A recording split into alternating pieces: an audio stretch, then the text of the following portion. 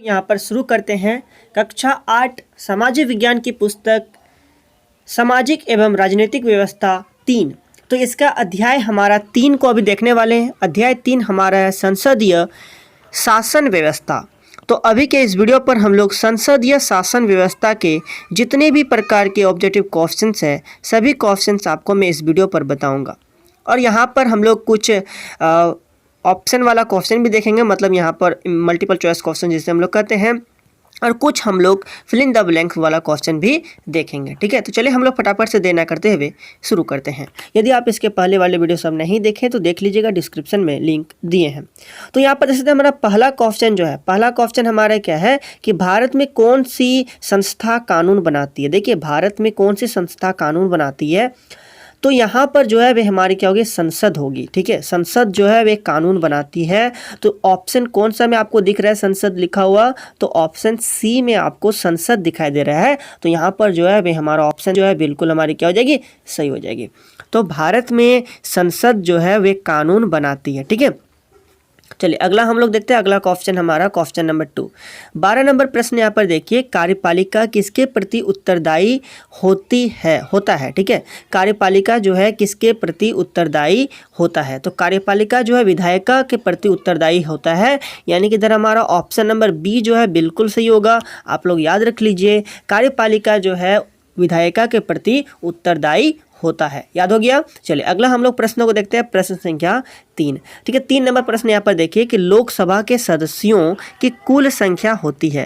देखिए लोकसभा के सदस्यों की कुल संख्या बोला गया है, तो जब बोले कुल संख्या तो हमारा यहाँ पर होगा 552। कितना होगा, 552। यानी कि हमारा ऑप्शन नंबर ए जो है वे हमारी क्या हो जाएगी, सही हो जाएगी, 552 होती है। ठीक है, कुल संख्या। अगला हम लोग देखते हैं अगला प्रश्न, प्रश्न संख्या 4 यानी क्वेश्चन नंबर 4 को देखते हैं। क्वेश्चन नंबर 4 आप लोग देखिए कि लोकसभा में निर्वाचित सदस्यों की संख्या होती है।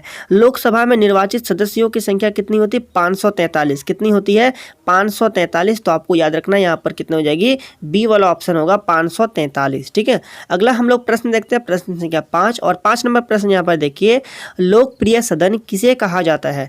तो लोकप्रिय लोकसभा, लोकप्रिय लोकसभा ऐसा समझिए। ठीक है, तो लोकप्रिय सदन किसे कहा जाता है, तो लोकसभा को कहा जाता है। किसे कहा जाता है, लोकसभा को। तो ऑप्शन नंबर बी जो है वे हमारी क्या हो जाएगी, सही हो जाएगी, लोकसभा। ठीक है, अगला प्रश्न हम लोग देखते हैं, प्रश्न संख्या 6 नंबर प्रश्न यहाँ पर देखिए, झारखंड कितने लोकसभा क्षेत्रों में बटा हुआ है। देखिए झारखंड जो है वे 14 लोकसभा क्षेत्रों में बटा हुआ है। तो याद रखिएगा झारखंड जो है 14 लोकसभा क्षेत्रों में बटा हुआ है। तो यानी कि इधर हमारा ऑप्शन नंबर बी जो है सही हो जाएगा।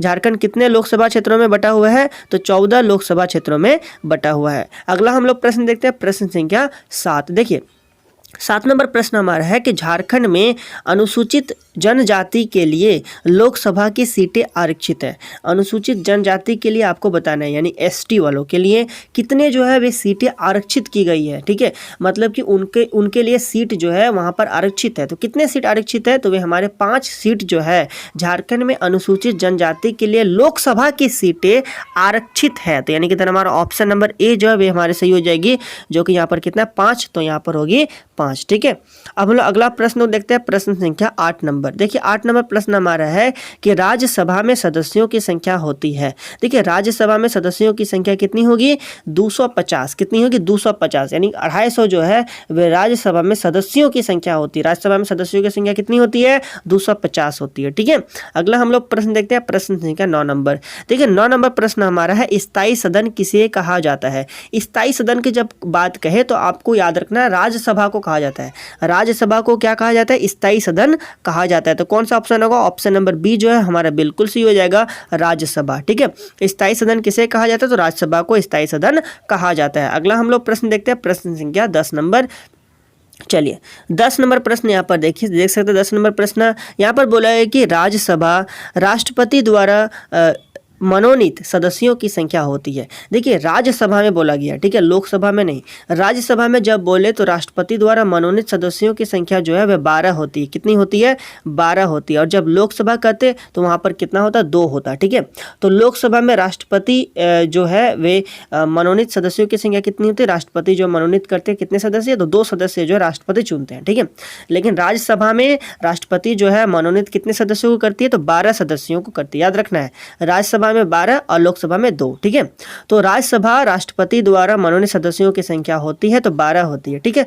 अगला हम लोग प्रश्न देखते हैं, प्रश्न संख्या 11 नंबर प्रश्न यहाँ पर देखिए कि संघ सूची में राष्ट्रीय महत्व के विषय होते हैं और इन विषयों पर कानून कौन बनाता है। देखिए संघ सूची में, किसमें, संघ सूची में राष्ट्रीय महत्व के विषय होते हैं और इन विषयों पर कानून कौन बनाती है, तो केंद्र सरकार जो है कानून बनाती है। तो ऑप्शन नंबर कौन सा हो जाएगा, ऑप्शन नंबर बी जो है वे हमारे सही होगी, केंद्र सरकार, ठीक है। तो यहाँ पर 11 के इधर हमारा बी वाला ऑप्शन सही है। अगला हम लोग प्रश्न देखते हैं, प्रश्न संख्या 12।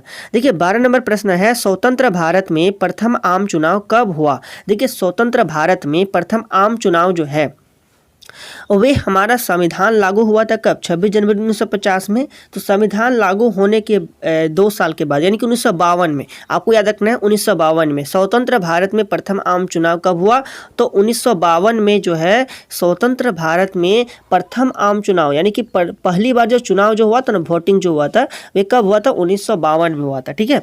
चलिए याद रखिएगा। अगला हम लोग प्रश्न देखते हैं, प्रश्न संख्या 13 नंबर प्रश्न यहाँ पर देखिए कि भारत में महिलाओं को वोट देने का न्यूनतम उम्र निर्धारित है। मतलब कि देखिए भारत में सभी व्यक्ति को, महिला हो, ठीक है, कि किसी भी लिंग का हो, ठीक है, किसी भी लिंग का हो, तो उसको जो है कम से कम न्यूनतम आयु कितनी होनी चाहिए, 18 वर्ष होना चाहिए, ठीक है। तो यदि वे 18 वर्ष की है तो वे अपना मत को दान कर सकती है, ठीक है, मतलब मत दे सकती है अपना, ठीक है। चलिए मतलब वोटिंग कर सकती है। तो यानी कि इधर हमारे कितना हो जाएगा, 18 वर्ष जो है इसका हमारे सही हो जाएगा, ठीक है। ए वाला ऑप्शन जो सही है, भारत में मतदाता की न्यूनतम आयु क्या है, तो 18 वर्ष है, ठीक है। अगला हम लोग प्रश्न देखते हैं, प्रश्न अब हम लोग दूसरा प्रश्न को देखते हैं कि झारखंड विधानसभा का चुनाव कितने वर्षों के बाद होता है। देखिए झारखंड में जो विधानसभा का चुनाव कितने वर्षों के बाद होता है, तो आप लोग याद रख लीजिएगा विधानसभा का चुनाव जो है 5 वर्षों के बाद होता है। कितने वर्षों के बाद होता है, 5 वर्षों के बाद। तो यहाँ पर जो है ऑप्शन कौन सा सही हो जाएगा, ऑप्शन नंबर बी जो है वे हमारा सही होगा। 5 वर्षों के बाद ना विधानसभा का चुनाव होता है, ठीक है, याद रख लीजिएगा विधानसभा का चुनाव 5 वर्षों के बाद, ठीक है। अगला हम लोग प्रश्न देखते हैं, प्रश्न संख्या 15 नंबर प्रश्न यहाँ पर देखिए कि लोकसभा का चुनाव कितने वर्षों के बाद होता है। देखिए लोकसभा का चुनाव भी जो है वे हमारे 5 वर्षों के बाद होता है। तो यानी कि इधर हमारा ऑप्शन नंबर बी जो है सही हो जाएगा, ठीक है। कितने वर्षों के बाद, तो 5 वर्षों के बाद जो है वे लोकसभा का चुनाव होता है। तो यहाँ पर बी वाला ऑप्शन जो सही है, ठीक। अगला हम लोग प्रश्न देखते हैं, प्रश्न संख्या 16 नंबर। देखिए 16 नंबर प्रश्न हमारा है कि राष्ट्रगान जनगण मन किसके द्वारा रचित है। देखिए राष्ट्रगान हमारे क्या है, जनगण मन, ठीक है। तो ये जनगण मन जो है किसके द्वारा रचित है, तो रविंद्रनाथ टैगोर के द्वारा। इसे हम लोग कहते हैं रविंद्रनाथ ठाकुर भी कहते हैं इन्हें, ठीक है। तो रविंद्रनाथ टैगोर के द्वारा जो है जनगण मन रचित है, ठीक है। तो ऑप्शन नंबर कौन सा हो जाएगा, ऑप्शन नंबर ए जो है इसका हमारा सही हो जाएगा। यदि यहाँ पर पूछा रहता कि राष्ट्रगीत किसके द्वारा रचित है, तो राष्ट्रगीत जो है वे हमारा हो जाएगा बंकिम चंद्र चटर्जी, ठीक है। तो यहाँ पर जैसे बंकिम चंद्र चटर्जी लिखा हुआ है, तो यहाँ पर यदि हमारा राष्ट्रगीत रहता तो हम लोग इसे टिक लगाते, ठीक है, बंकिम चंद्र चटर्जी। और राष्ट्रगीत हमारे क्या, वंदे मातरम, ठीक है। तो वंदे मातरम जो है बंकिम चंद्र चटर्जी लिखे हैं। और राष्ट्रगान तो रविंद्रनाथ टैगोर, याद हो गया। चलिए अगला हम लोग प्रश्न देखते हैं। अब देखिए यहाँ पर ये जो मल्टीपल चॉइस क्वेश्चन थे इतना सारा था। अब हम लोग कुछ इस प्रकार के क्वेश्चन देखते हैं जहाँ पर जो है जहाँ पर मतलब ऑप्शन नहीं है, ठीक है, और यहाँ पर जगह दिया गया है और उस जगह पर कौन से मतलब कि क्या होगा। तो एग्जाम में ऑप्शन रहेगा, उसमें से कौन सा होगा उसको आपको क्या करना है, टिक लगा देना है और OMR सीट पर गोल गोल करना है। देखिए भारतीय राष्ट्रीय कांग्रेस की स्थापना ब्लैंक में हुई थी। देखिए भारतीय राष्ट्रीय कांग्रेस की स्थापना जो है 1885 ईस्वी में हुई थी। कब हुई थी, 1885। तो यहाँ पर सिंपली हमारा होगा 1885 और ईस्वी लिख दीजिएगा, ठीक है।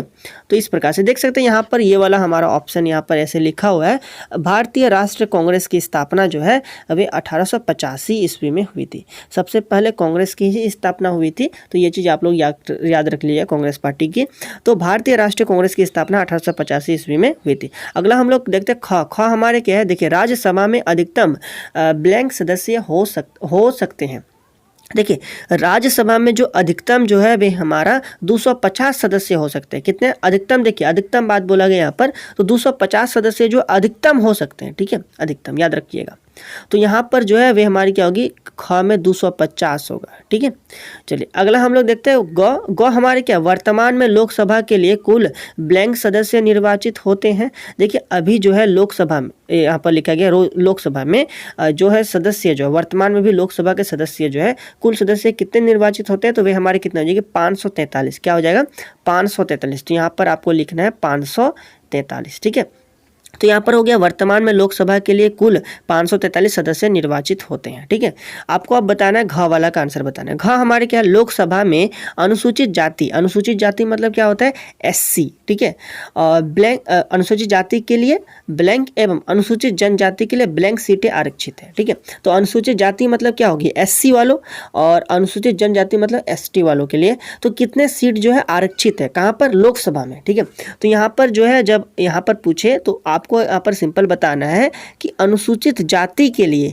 लोकसभा में हमारा 84 सीट जो है आरक्षित है। ठीक है, और अनुसूचित जनजाति के लिए तो अनुसूचित जनजाति के लिए 47 सीटें जो है वे हमारे क्या आरक्षित है। तो ये आपको याद हो जाएगा लोकसभा में अनुसूचित जाति के लिए 84 सीटें और अनुसूचित जनजाति के लिए 47 सीटें। तो इस प्रकार से यहाँ पर आपको मैंने इस चैप्टर 3 था ये वाला, तो चैप्टर 3 के जितने भी प्रश्न था सभी प्रश्नों को आपको मैंने बहुत ही बेहतरीन तरीका से समझाने का प्रयास किया है।